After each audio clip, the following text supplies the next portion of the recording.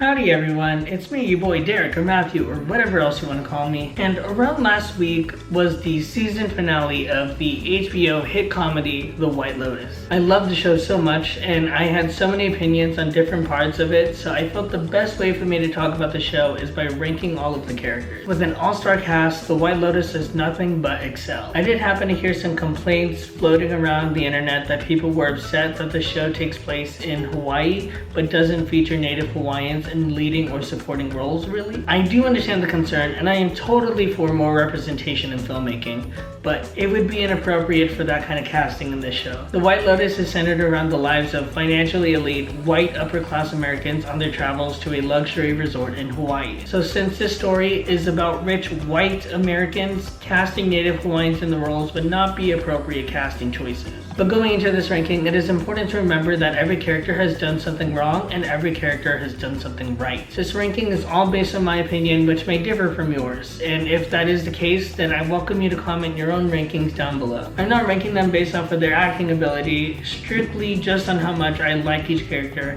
And I am issuing a spoiler warning, so if you want to watch this video, watch the show first, which is available to stream right now on HBO Max. So at last place, Shane is probably the most annoying character on the show, which Jack Lacey does a great job at portraying him though, and I don't know what that means on his personal character. Starting with his positive side, Shane does have some redeeming moments that make me enjoy his screen time, but those seem to be very few and far in between. I especially like the little bits where he actually shows sympathy for Rachel, but that happens not that often. I think he knows when to give things space and let moments breathe when it comes to Rachel because he wants to save his relationship, but he doesn't apply that mindset with really anything else, especially Armand. He was unnecessarily cruel and unkind to Armand and it got so frustrating. Of course, Armand did deserve it at some points because he was a jerk as well, but Shane does not know how to give up, which is a good and a bad thing.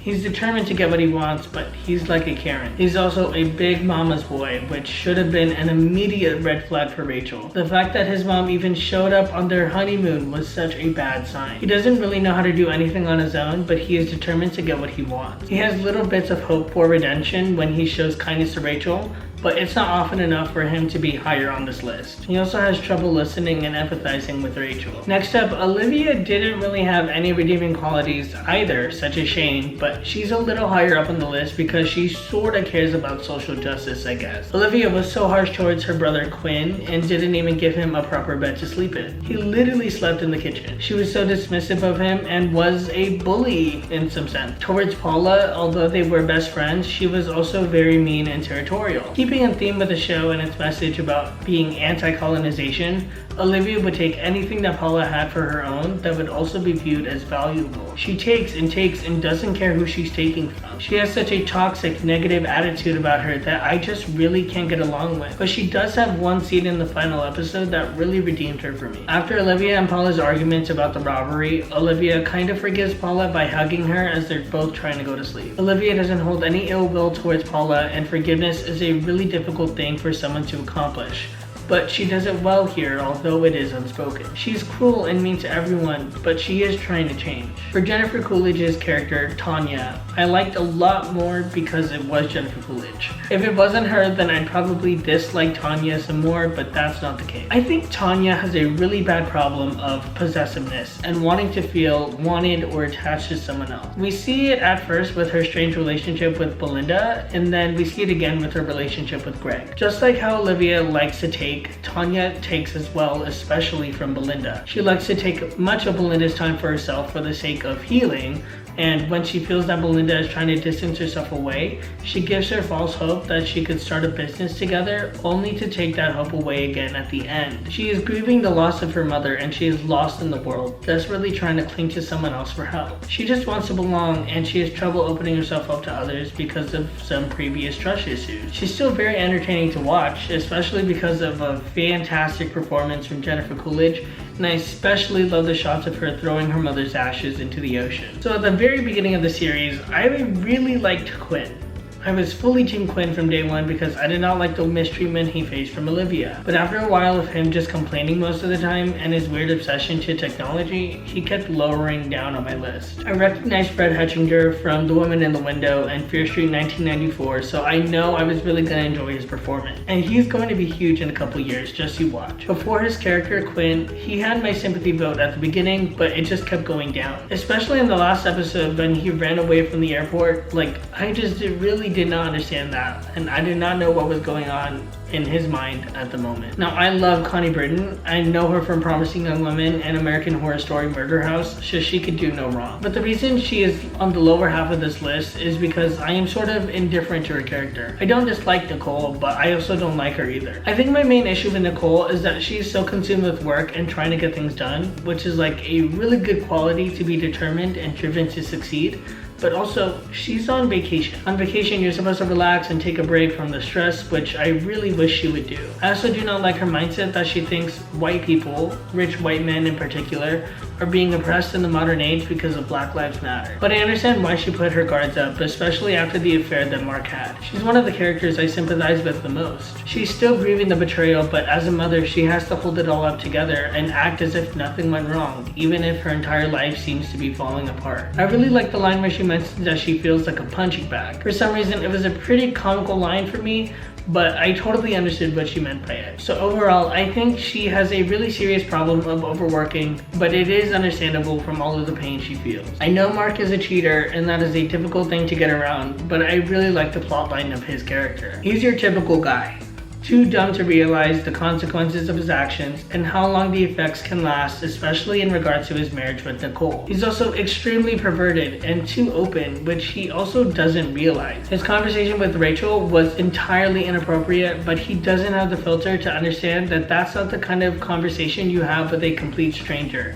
Again, demonstrating he is your typical dumb guy. But what I like about Mark is that he is trying his best to gain respect from his family. Nicole doesn't give him too much attention after the affair, and he misses the feeling of that attention. He wants to connect with Quinn because he felt like he was distant from his father, especially after the revelation of his father's secret life. And this sense of lack of respect also comes hand in hand with the effects of toxic masculinity. He is not your overly macho guy, and he questions what it truly means to be a man, especially after his father's cause of death. Also, with Mark and Nicole, I'm not too much of a fan of their shared political views against recent civil rights concerns. In fourth place, I think Paula should be arrested and jailed for the crime that she committed, but even then, I still like her more than half of the other characters. Like Quinn, I really liked Paula at the beginning of the series, and then she just kept going down for me by the end. At the beginning, I liked the storyline that Paula doesn't feel like she belongs because of her race. I believe in the last episode she mentioned to Olivia that she feels that she is only her friend because Olivia needs some diversity points,